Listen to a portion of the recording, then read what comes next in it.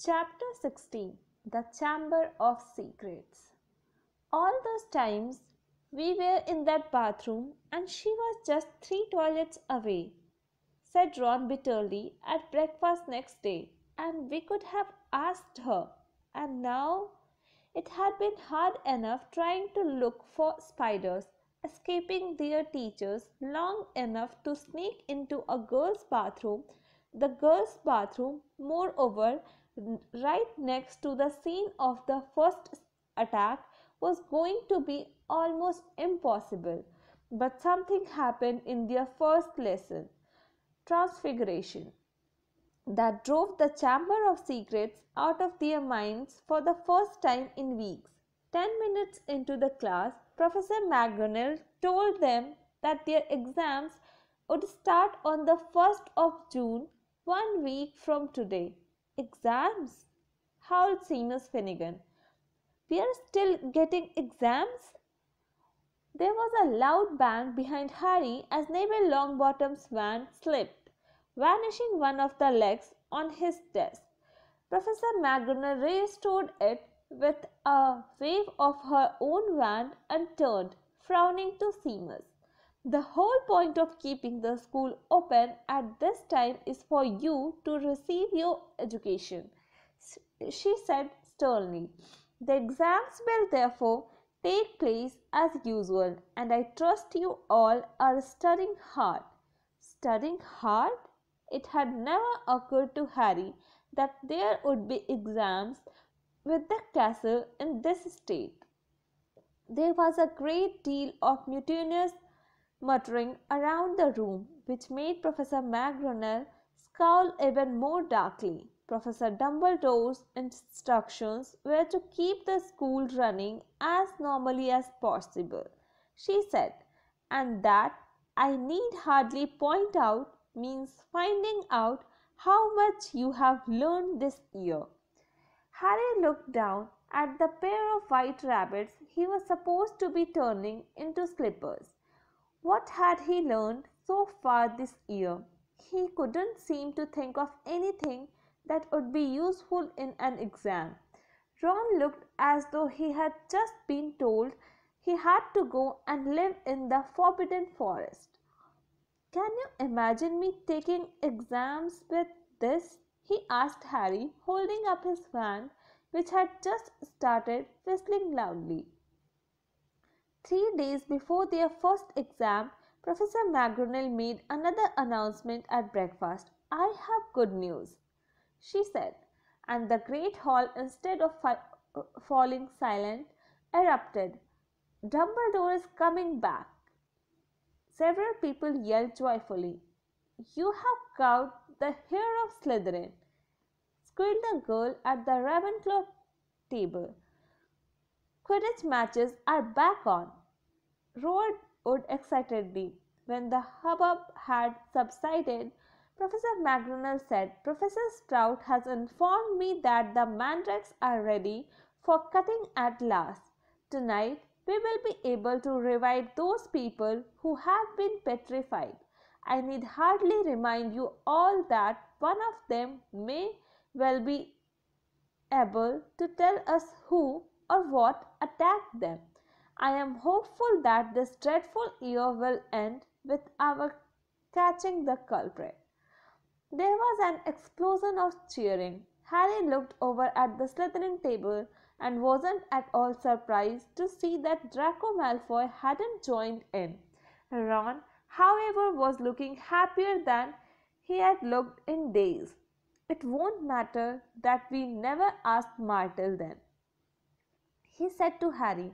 Hermione will probably have all the answers when they wake her up. Mind you, she will go crazy when she finds out we have got exams in 3 days' time. She hasn't studied. It might be kinder to leave her where she is till they're over. Just then Ginny Weasley came over and sat down next to Ron. She looked tense and nervous, and Harry noticed that her hands were twisting in her lap.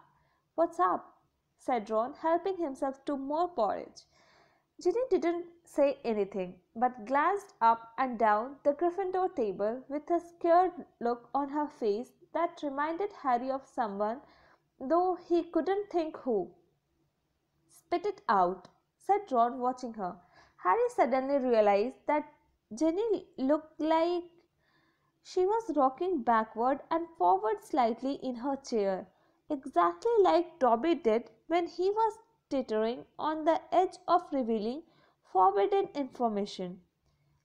"I have got to tell you something," Ginny mumbled, carefully not looking at Harry. "What is it?" said Harry. Ginny looked as though she couldn't find the right words. "What?" said Ron. Ginny opened her mouth, but no sound came out. Harry leaned forward and spoke quietly so that only Ginny and Ron could hear him. "Is it something about the Chamber of Secrets? Have you seen something? Someone acting oddly?" Ginny drew a deep breath, and at the precise moment Percy Weasley appeared, looking tired and wan. "If you have finished eating, I will take the seat, Ginny. I am starving. I have only just come off patrol duty." Ginny jumped up as though her chair had just been electrified, gave Percy a fleeting frightened look, and scampered away. Percy sat down and grabbed a mug from the center of the table. "Percy," said Ron angrily, "she was just about to tell us something important." Halfway through a gulp of tea, Percy choked. "What sort of thing?" he said, coughing. "I just asked her if she had seen anything odd, and she started to say, 'Oh, that's nothing to do with the Chamber of Secrets,'" said Percy at once. "How do you know?" said Ron, his eyebrows raised. "Well, if you must know, Ginny walked in on me the other day when I was, well, never mind. The point is, she spotted me doing something, and I asked her not to mention it to anybody. I must say, I did think she would keep her word. It's nothing, really. I would just rather—" Harry had never seen Percy look so uncomfortable. "What were you doing, Percy?" said Ron, grinning. "Go on, tell us. We won't laugh." Percy didn't smile back. "Pass me those rolls, Harry. I'm starving." Harry knew the whole mystery might be solved tomorrow without their help, but he wasn't about to pass up a chance to speak to Myrtle if it turned up, and to his delight it did, mid-morning, when they were being led to History of Magic by Gilderoy Lockhart. Lockhart, who had so often assured them that all danger had passed only to be proved wrong right way, was now wholeheartedly convinced that it was hardly worth the trouble to see them safely down the corridors. His hair wasn't as sleek as usual. It seemed he had been up most of the night patrolling the fourth floor. "Mark my words," he said, ushering them around a corner. "The first words out of those poor petrified people's mouths will be, 'It was Hagrid.' Frankly, I am astounded Professor McGonagall thinks all these security measures are necessary." "I quite agree, sir," said Harry, making Ron drop his books in surprise. "Thank you, Harry," said Lockhart graciously while they waited for a long line of Hufflepuffs to pass. "I mean, we teachers have quite enough to be getting on with, without walking students to classes and standing guard all night." "That's right," said Ron, catching on. "Why don't you leave us here, sir? We have only got one more corridor to go." "You know, Weasley, I think I will," said Lockhart. "I really should go and prepare my next class." And he hurried off. Prepare his class? Ron sneered after him. Going to curl his hair? More like— They let the rest of the Gryffindors draw ahead of them, then darted down a side passage and hurried off toward Moaning Myrtle's bathroom. But just as they were congratulating each other on their brilliant scheme, Potter, Weasley, what are you doing? It was Professor McGonagall, and her mouth was the thinnest of thin lines. We were, we were, Ron stammered. We were going to go and see Hermione, said Harry. Ron and Professor McGonagall both looked at him. We haven't seen her for ages, Professor. Harry went on hurriedly, treading on Ron's foot. And we thought we would sneak into the hospital wing, and tell her the mandrakes are nearly ready and not to worry. Professor McGonagall was still staring at him, and for a moment Harry thought she was going to explode, but when she spoke, it was in a strangely croaky voice. Of course, she said, and Harry, amazed, saw a tear glistening in her beady eye.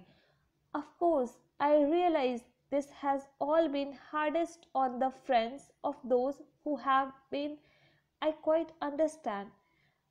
Yes, Potter, of course, you may visit Miss Granger. I will inform Professor Binns where you have gone. Tell Madame Pomfrey I have given my permission. Harry and Ron walked away, hardly daring to believe that they had avoided detention. As they turned the corner, they distinctly heard Professor McGonagall blow her nose.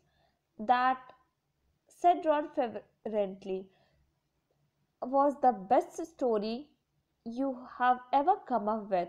They had no choice now but to go to the hospital wing and tell Madame Pomfrey that they had Professor McGonagall's permission to visit Hermione. Madame Pomfrey let them in, but reluctantly. There is just no point talking to a petrified person, she said, and they had to admit she had a point when they had taken their seats next to Hermione. It was plain that Hermione didn't have the faintest inkling that she had visitors, and that they might just as well tell her bedside cabinet not to worry for all the good it would do. Wonder if she did see the attacker though, said Ron, looking sadly at Hermione's rigid face, because if he sneaked up on them all, no one will ever know. But Harry wasn't looking at Hermione's face. He was more interested in her right hand. It lay clenched on top of her blankets, and bending closer, he saw that a piece of paper was scrunched inside her fist.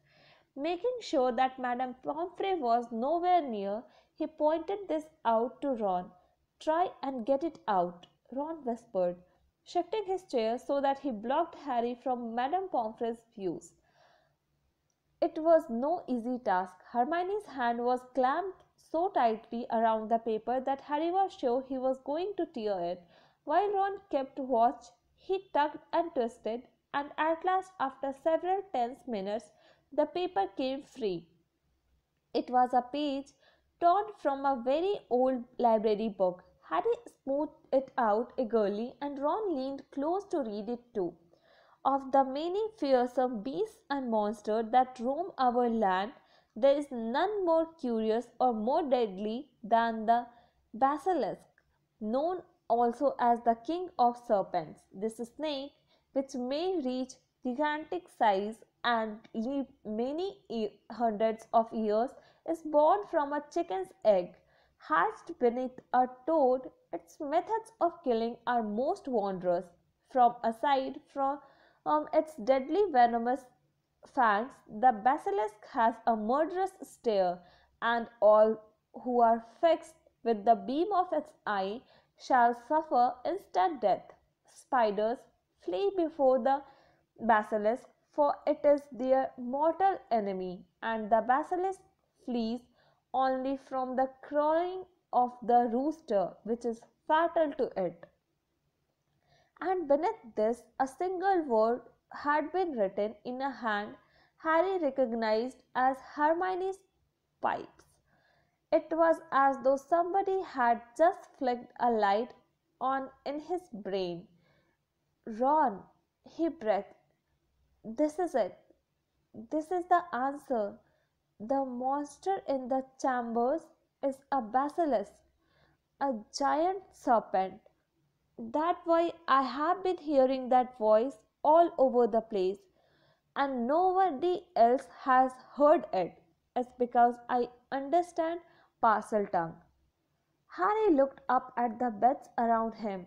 The basilisk kills people by looking at them. But no one is dead because no one looked it straight in the eye. Colin saw it through his camera. The basilisk turned up all the film inside it, but Colin just got petrified. Justin, Justin must have seen the basilisk through nearly headless Nick. Nick got the full blast of it, but he couldn't die again. And Hermione and that Ravenclaw prefect were found with a mirror next to them. Hermione had just realized the monster was a basilisk. I bet you anything she warned the first person she met to look around corners with a mirror first, and that girl pulled out her mirror and Ron's jaws had dropped. And Mrs. Norris? He whispered eagerly. Harry thought hard, picturing the scene on the night of Halloween. The water, he said slowly. The flood from Moaning Martle's bathroom. I bet you Mrs. Norris only saw the reflection. He scanned the page in his hand eagerly. The more he looked at it, the more it made sense. The crowing of the rooster is fatal to it, he read aloud. Hagrid's roosters were killed. The heir of Slytherin didn't want one anywhere near the castle once the chamber was opened. Spiders flee before it, if it all fits. But how is the basilisk been getting around the place? Said Ron. A giant snake someone would have seen. Harry, however, pointed at the word Hermione had scribbled at the foot of the page. Pipes, he said. Pipes. Ron, it's been using the plumbing. I have been hearing that voice inside the walls. Ron suddenly grabbed Harry's arm. The entrance to the Chamber of Secrets, he said hoarsely. What if it's a bathroom? What if it's in Moaning Martle's bathroom? Said Harry. They sat there, excitement coursing through them, hardly able to believe it. This means, said Harry, I can't be the only Parselmouth in the school. The heir of Slytherin is one, too. That's how he has been controlling the basilisk. What are we going to do? Said Ron, whose eyes were flashing.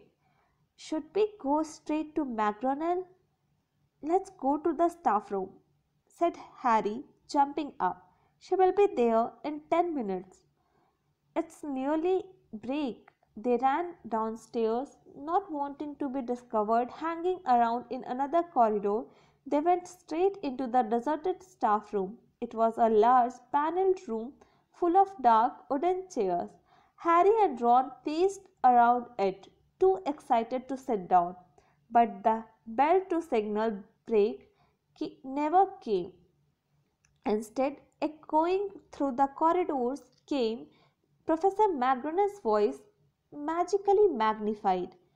All students to return to their house dormitories at once. All teachers return to the staff room immediately, please. Harry wheeled around to stare at Ron. Not another attack. Not now. What will we do? Said Ron aghast.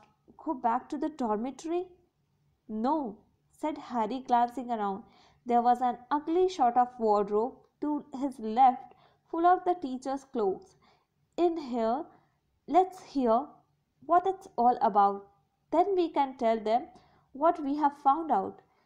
They hid themselves inside it, listening to the rumbling of hundreds of people moving overhead and the staff room door banging open. From between the musty folds of the cloaks, they watched the teachers filtering into the room. Some of them were looking puzzled, others downright scared. Then Professor McGonagall arrived. "It has happened," she told the silent staff room. "A student has been taken by the monster, right into the chamber itself." Professor Flitwick let out a squeal. Professor Sprout clapped her hands over her mouth. Snape gripped the back of a chair very hard and said, "How can you be sure?" "The hair of Slytherin," said Professor McGonagall, who was very white, "left another message right underneath the first one. Her skeleton will lie in the chamber forever." Professor Flitwick burst into tears. "Who is it?" said Madam Hoops, who had sunk weak-kneed into a chair. "Which student?" "Ginny Weasley," said Professor McGonagall. Harry felt Ron slide silently down onto the wardrobe floor beside him. "We shall have to send all the students home tomorrow," said Professor McGonagall. "This is the end of Hogwarts," Dumbledore always said. The staff room door banged open again. For one wild moment Harry was sure it would be Dumbledore, but it was Lockhart, and he was beaming. "So sorry. Dozed off. What have I missed?" He didn't seem to notice that the other teachers were looking at him with something remarkably like hatred. Snape stepped forward. "Just the man," he said, "the very man. A girl has been snatched by the monster Lockhart, taken into the Chamber of Secrets itself. Your moment has come at last." Lockhart blanched. "That's right, Gilderoy," chipped in Professor Sprout. "Weren't you saying just last night that you have known all along where the entrance to the Chamber of Secrets is?" Well, I," sputtered Lockhart. "Yes, didn't you tell me you were sure you knew what was inside it?" piped up Professor Flitwick. "Did, did I? I don't recall." "I certainly remember you saying you were sorry you hadn't had a crack at the monster before Hagrid was arrested," said Snape. "Didn't you say that the whole affair had been bungled and that you should have been given a free rein from the first?"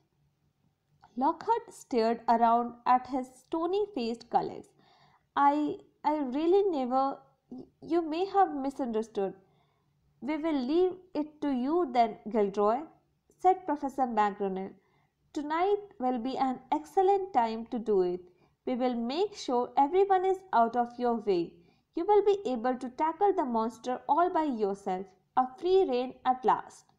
Lockhart gazed desperately around him, but nobody came to the rescue.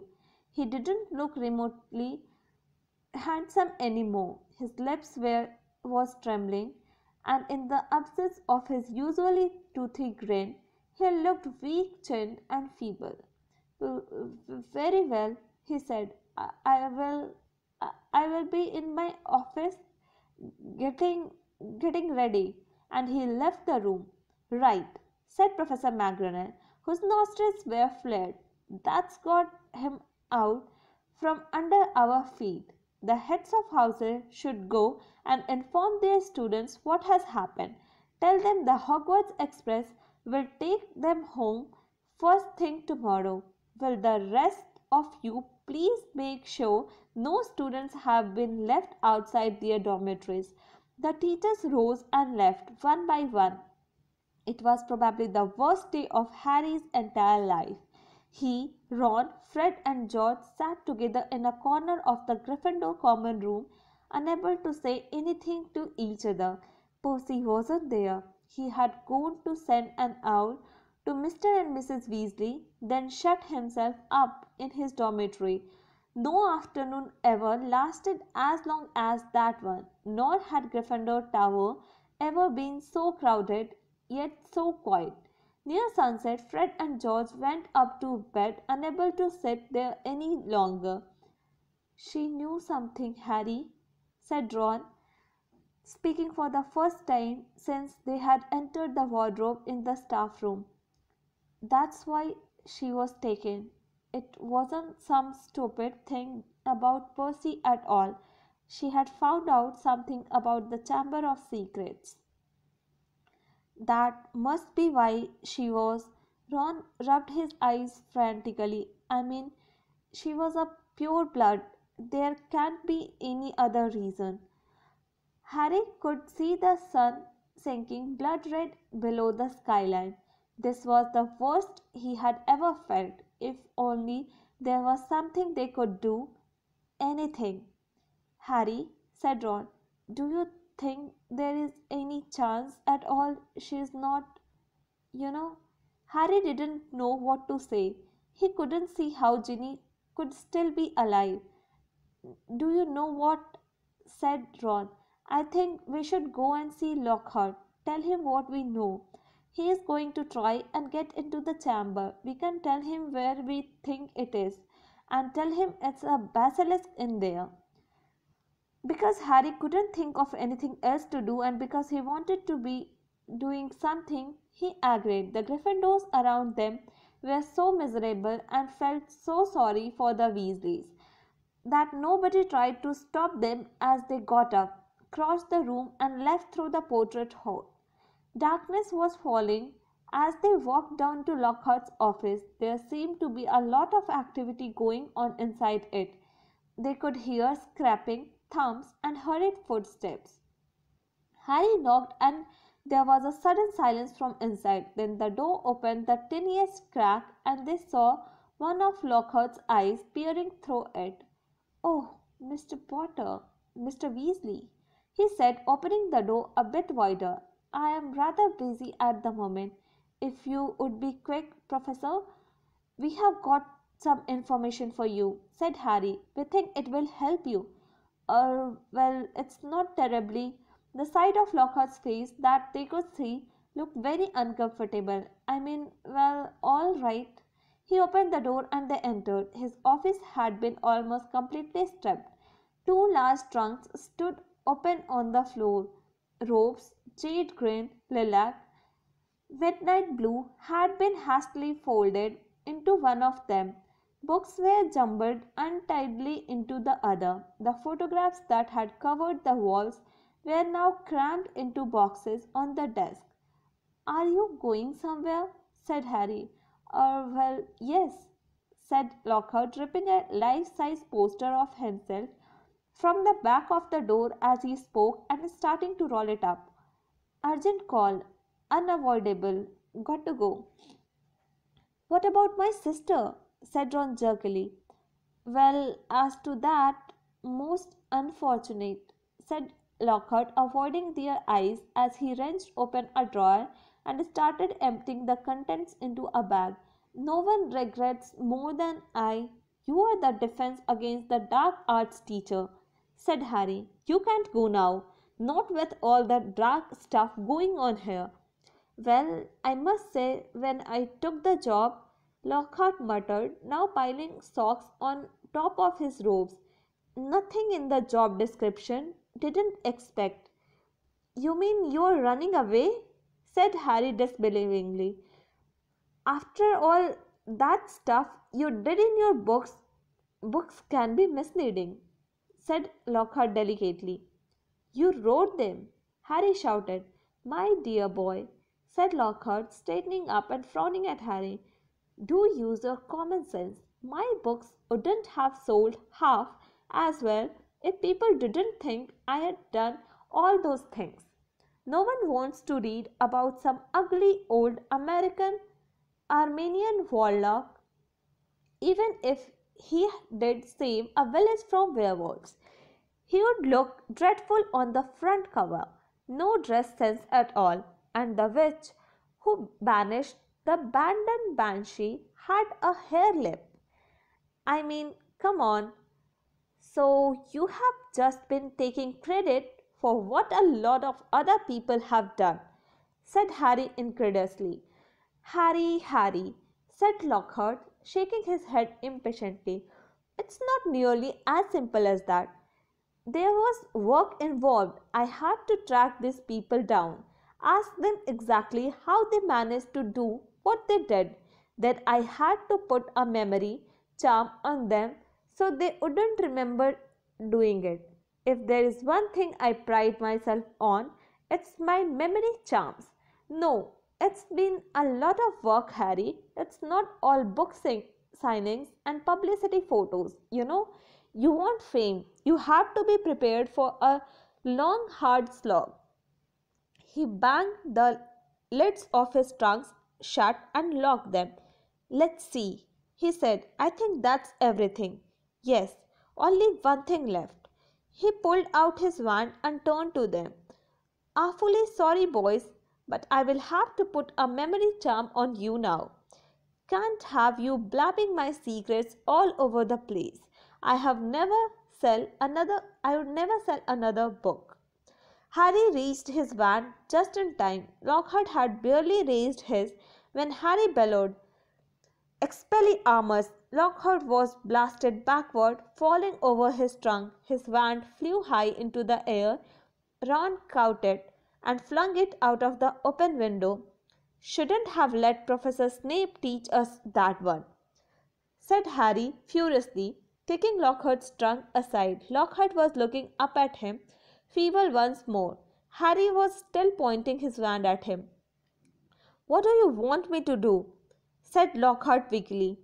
I don't know where the Chamber of Secrets is. There is nothing I can do. You are in luck, said Harry, forcing Lockhart to his feet at one point. We think we know where it is and what's inside it. Let's go. They marched Lockhart out of his office and down the nearest stairs, along the dark corridor where the messages shone on the wall to the door of Moaning Myrtle's bathroom. They sent Lockhart in first. Harry was pleased to see that he was shaking. Moaning Myrtle was sitting on the tank of the end toilet. Oh, it's you, she said when she saw Harry. What do you want this time? To ask you how you died, said Harry. Myrtle's whole aspect changed at once. She looked as though she had never been asked such a flattering question. Oh, it was dreadful, she said with relish. It happened right in here. I died in this very stall. I remember it so well. I had hidden because Olive Hornby was teasing me about my glasses. The door was locked and I was crying, and then I heard somebody come in. They said something funny, a different language.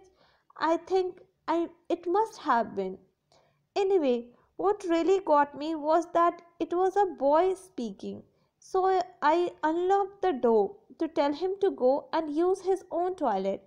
And then Martha swelled importantly, her face shining. I died. How? Said Harry. No idea, said Myrtle in a hushed tones. I just remember seeing a pair of great big yellow eyes. My whole body sort of seized up, and then I was floating away. She looked dreamily at Harry, and then I came back again. I was determined to haunt Olive Hornby, you see. Oh, she was sorry she had ever laughed at my glasses. Where exactly did you see the eyes? Said Harry. Somewhere there, said Myrtle, pointing vaguely toward the sink in front of her toilet. Harry and Ron hurried over to it. Lockhart was standing well back, a look of utter terror on his face. It looked like an ordinary sink. They examined every inch of it, inside and out, including the pipes below, and then Harry saw it. Scratched on the side of one of the copper taps was a tiny snake. That taps never worked, said Myrtle brightly as he tried to turn it. Harry, said Ron, say something in Parseltongue. But Harry thought hard. The only times he had ever managed to speak Parseltongue were when he had been faced with a real snake. He stared hard at the tiny engraving, trying to imagine it was real. "Open up," he said. He looked at Ron, who shook his head. "English," he said. Harry looked back at the snake, willing himself to believe it was alive. If he moved his head, the candlelight made it look as though were moving. "Open up," he said, except that the words weren't what he heard. A strange hissing had escaped him, and at once the tap glowed with a brilliant white light and began to spin. Next second, the sink began to move. The sink, in fact, sank right out of sight, leaving a large pipe exposed, a pipe wide enough for a man to slide into. Harry heard Ron gasp and looked up again. He had made up his mind what he was going to do. "I am going down there," he said. He couldn't not go. Not now. They had found the entrance to the chamber. Not if there was even the faintest, slimmest, wildest chance that Ginny might be alive. "Me too," said Ron. There was a pause.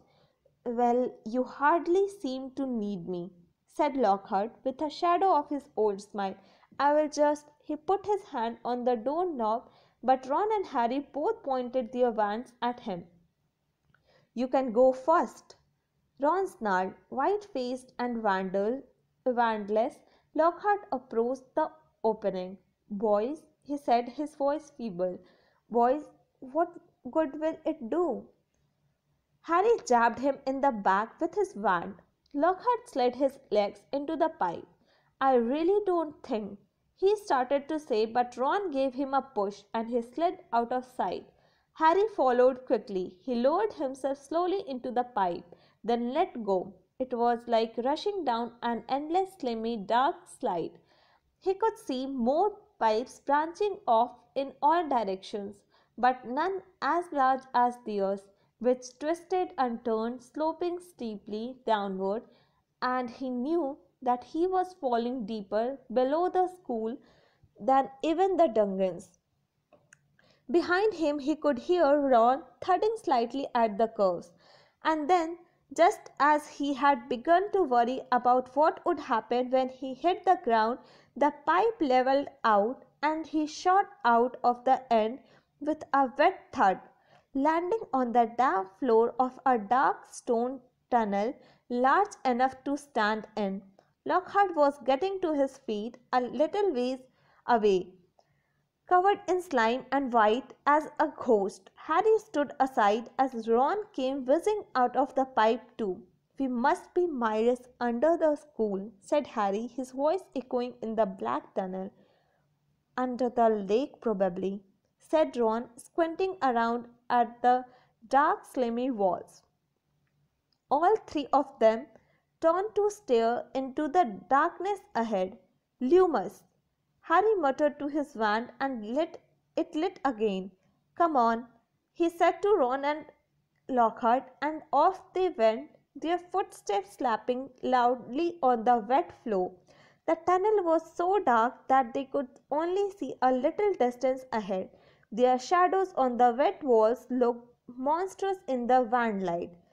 "Remember," Harry said quietly as they walked cautiously forward, "any sign of movement, close your eyes right away." But the tunnel was quiet as the grave, and the first unexpected sound they heard was a loud crunch as Ron stepped on what turned out to be a rat's skull. Harry lowered his wand to look at the floor and saw that it was littered with small animal bones, trying very hard not to imagine what Ginny might look like if they found her. Harry led the way forward around a dark bend in the tunnel. "Harry, there's something up there," said Ron hoarsely, grabbing Harry's shoulder. They froze, watching. Harry could just see the outline of something huge and curved, lying right across the tunnel. It wasn't moving. Maybe it's asleep, he breathed, glancing back at the other two. Lockhart's hands were pressed over his eyes. Harry turned back to look at the thing, his heart beating so fast it hurt. Very slowly, his eyes as narrow as he could make them and still see, Harry edged forward, his wand held high.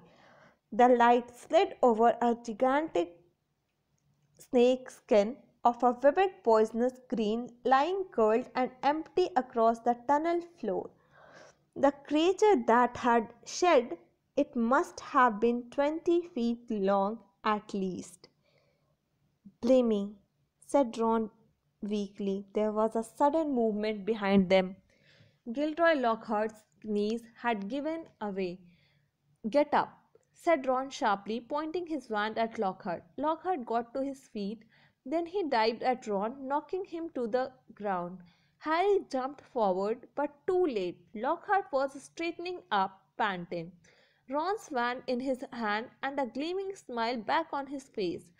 The adventure ends here, boys, he said. I shall take a bit of this skin back up to the school.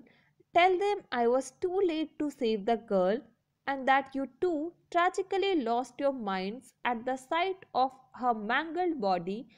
Say goodbye to your memories. He raised Ron's spello-taped wand high over his head and yelled, Obliviate!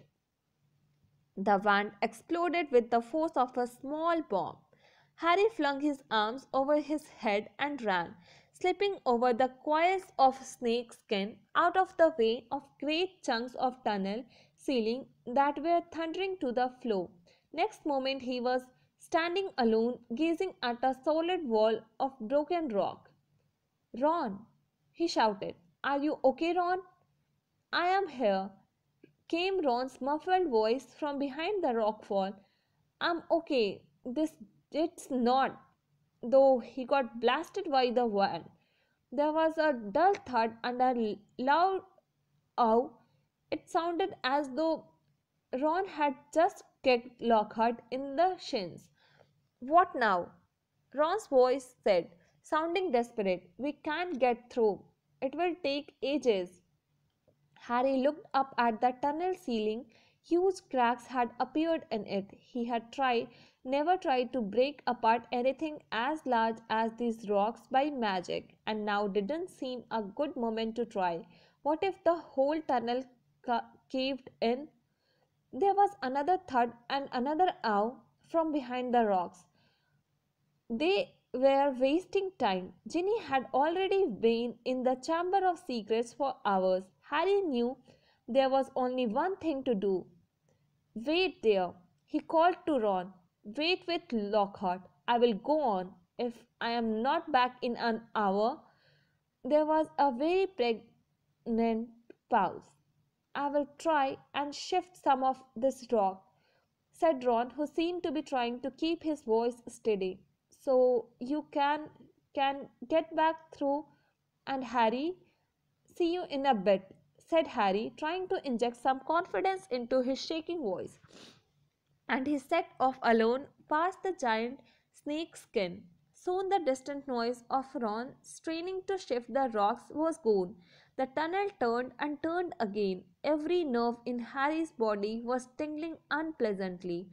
He wanted the tunnel to end, yet dreaded what would find when it did. And then, at last, as he crept around yet another bend, he saw a solid wall ahead on which two entwined serpents were carved, their eyes set with great glinting emeralds. Harry approached, his throat very dry. There was no need to pretend these snow snakes were real. These eyes Their eyes looked strangely alive. He could guess what he had to do. He cleared his throat, and the emerald eyes seemed to flicker. Open, said Harry in a low, faint hiss. The serpents parted as the wall cracked open. The half slid smoothly out of sight, and Harry, shaking from head to foot, walked inside.